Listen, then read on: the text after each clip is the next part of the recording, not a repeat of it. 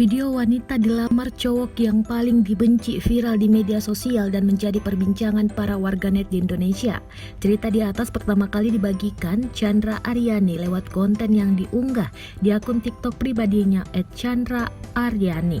Bagian awal konten tersebut menggambarkan suasana prosesi lamaran sepasang kekasih.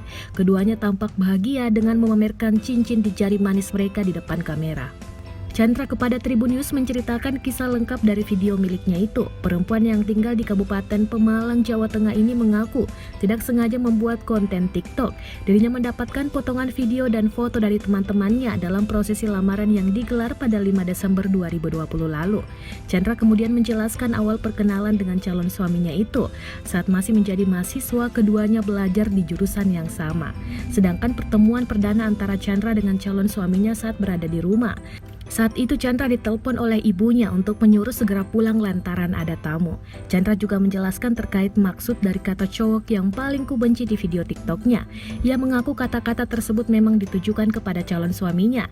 Ini karena Chandra merasa risih dan tidak suka dengan cowok agresif dan tidak tahu track recordnya. Selain itu Chandra juga memandang gaya dalam berpenampilan calonnya saat masih kuliah tidak sejalan dengan jurusan pendidikan yang diambilnya.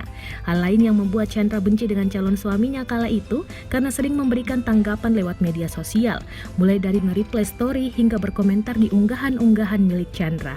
Chandra mengaku alasan kenapa dirinya menerima lamaran calonnya yang semasa kuliah ia benci karena nasar. Jadi ibu dan Chandra pernah bernasar akan menjadikan suami jika ada laki-laki yang masuk ke dalam rumah. Kemantapan hati Chandra menerima lamarannya karena calon suaminya itu juga sudah menyatakan keseriusan langsung di depan orang tuanya. Ia mengaku sangat menyukai Chandra dan ingin menjadikannya istri.